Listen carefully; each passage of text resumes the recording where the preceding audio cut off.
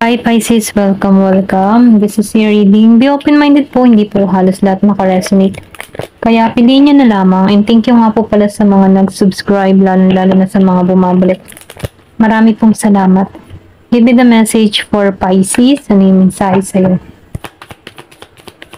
Give me the message for Pisces. Meron ditong tower. Give me the message for Pisces. Ano yung mensahe sa'yo? Meron ditong clover. Nakikita ko dito, no? Meron ditong solid foundation na parating sa'yo. Meron kang hinihiling. Matagal mo na tong hinihiling. Meron kang wish na matutupad. So, nakikita ko dito, papabor yung swerte, blessing, patungo sa'yo. Magiging kang masaya dito. Kung ano man yung mga tinatrabaho mo sa nakaraan, meron tong magandang resulta. So, nag-feel ko rin dito, yung iba sa inyo, meron dito nag-i-stock sa'yo, okay? So, nakikita ko dito na pinagmamasdan ka nito sa social media, okay? Kumbaga, itong tao nito, malalim yung kanyang nararamdaman sa'yo. Na-feel ko dito yung apple of the eye ka ng tao nito. Or pwede rin sabihin may distance kayo ng tao nito. Ito lang nakikita ko. Doon naman sa iba, na-feel ko dito, meron ditong new love na parating. So, nakikita ko dito na iti offer para sa'yo. So, nakikita ko rin dito naging kang matalino. Meron kang kinat na sitwasyon or connection. Meron ka ditong tinanggalan ng mga toxic na tao. Ito rin na-feel ko. So, meron ditong 29 years old, 32 years old. Meron pinanganak ng 19, 2. Give me the message. Ano pa yung mensahe? Ano pa yung mga blessing? Sino yung parating? Ayan, dalawa. So, meron dito bouquet. So, nakita ko dito, meron dito magiging masaya sa sitwasyon. So, meron dito kang tao na romantiko. Okay? Magpapahayag ng kanyang nararamdaman. Logic tong mag-isip, matalino. Nakikita ko dito na meron tong pagka-romantiko. Ito lang nakikita ko dito sa tao na to. Okay, kung meron ka man ditong kadiling na Gemini, Aquarius, and Libra. Nakikita ko dito na romantiko to. Okay? So, matalino tong tao na to. Meron pinanganak ng 9, 22. So, nakikita ko rin dito, meron dito nag-iisip. Okay? Meron dito kang binabalak. Pero ganun pa man, nafe-feel ko dito, meron kang mensahe na ma-receive. So, nakikita ko rin dito, meron kang mga pinagpipilian, meron kang pinaplano, or pwede rin sabihin, meron kang balak na maglipat ng ibang lugar, okay? Lumipat ng ibang destinasyon. So, nakikita ko rin dito, meron ditong tower. Makikita mo dito sa dulo, may tower na naghihintay. So, nafe-feel ko dito, pipiliin mo tong tower yung may solid foundation, okay? Kasi nafe-feel ko dito, andito ka sa moment na feeling empty ka, okay? Yung parang tipo na wala kang kadamay, or pwede rin sabihin na malungkot ka sa sitwasyon mo. So, nakita ko dito yung pagbabago, paglipat ng ibang lugar, or pwede rin nagbabala ka ng iba tipong mag-relocate sa ibang lugar. Okay, ito rin nakikita ko, or may paglipat ng ibang bahay. Ayan. So, may nakikita rin ako dito, meron ditong matagumpay na tao. Okay? Meron pagpapalang nangyayari sa'yo. Okay? Kumbaga, swerte ka sa pera. May iba sa inyo, hindi halos lahat. Give me the message. So, lady na. Meron ditong lady. Meron ditong matagumpay na tao. Okay? Ito lang nakita ko. Or pwede rin sabihin ikaw, nagiging kang matagumpay sa mga ginagawa mo, kung ano man business ang ginagawa mo, trabaho mo. Okay?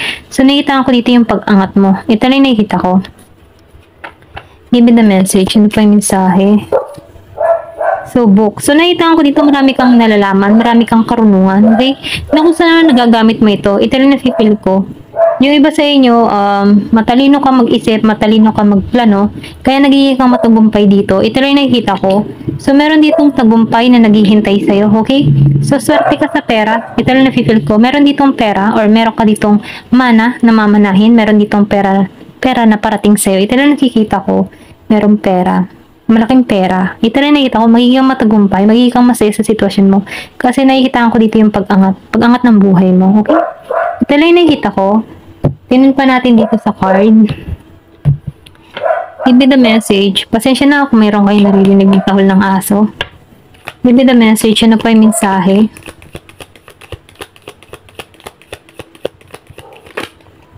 Meron ditong wheel. So, nakikita ko dito, kung iaalaw mo, okay? Kumbaga, ang pag-ikot kasi ng gulong, minsan nasa baba, minsan nasa taas.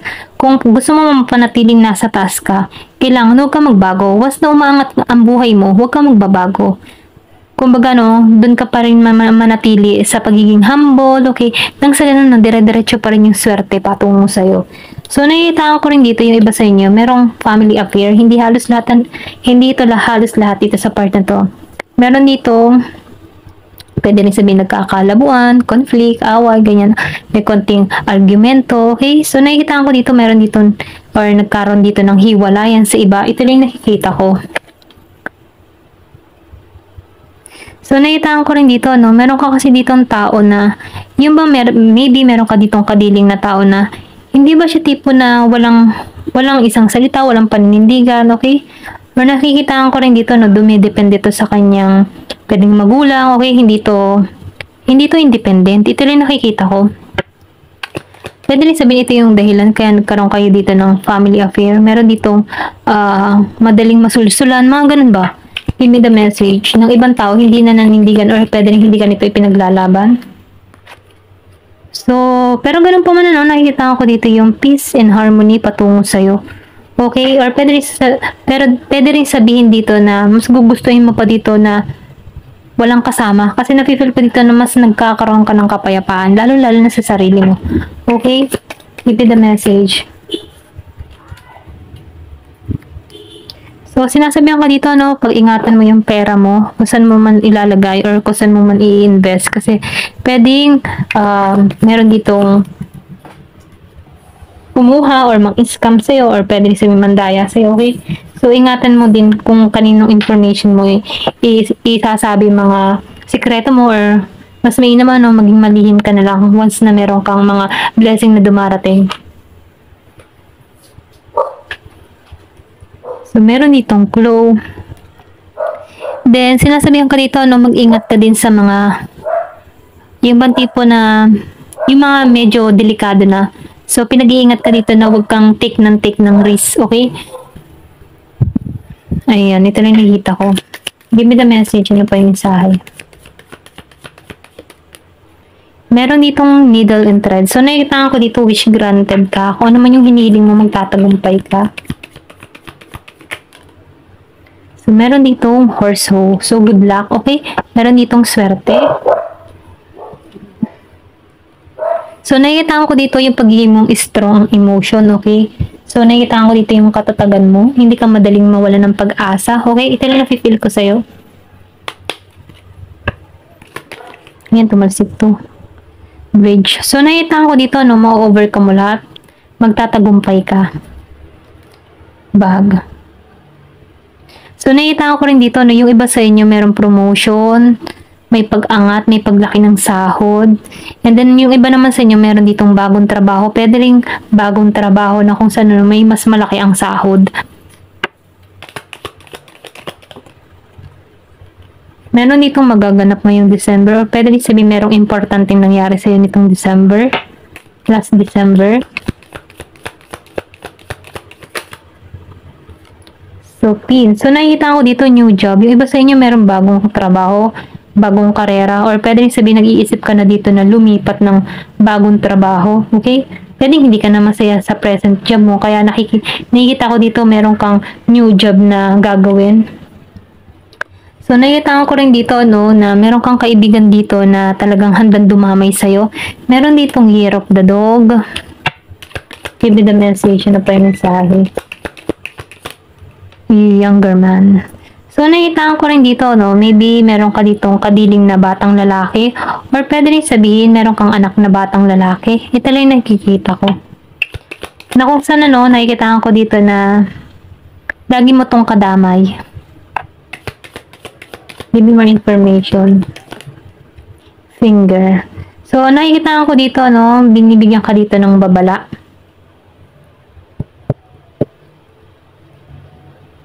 So, meron ditong babala sa'yo, okay? Ito rin nakikita ko. Yung iba sa inyo, no, binibigyan dito ng babala. Kung meron ka man ditong nagawa, meron kang ginagawang pagkakamali, or meron ka ditong, sa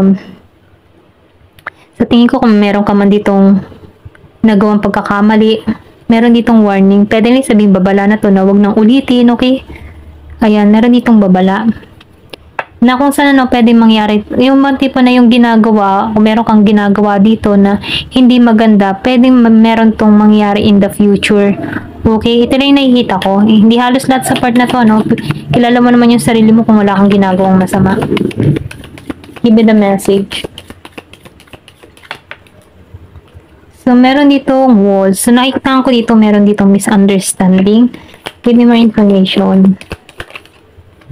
Broom. So, nakita ko dito, meron ditong bagong bahay, okay? Kung ikaw man ay nangangarap dito na magkaroon ng bagong bahay, na-feel ko dito meron paglipat ng lugar, or pwede rin sabihin meron ka ditong gustong, yung ba tipo nagpapagawa ng bahay, dahil nakita ko, meron ditong bahay, pwedeng mag-relocate ka sa bagong bahay, or pwede rin sabihin makabili ka ng bahay, or paglipat ng apartment, mga ganun ba? Meron ditong paglipat ng ibang lugar na kung saan bagong environment. Ayan, ito lang yung nakikita ko. Ayan, thank you for watching and love and peace.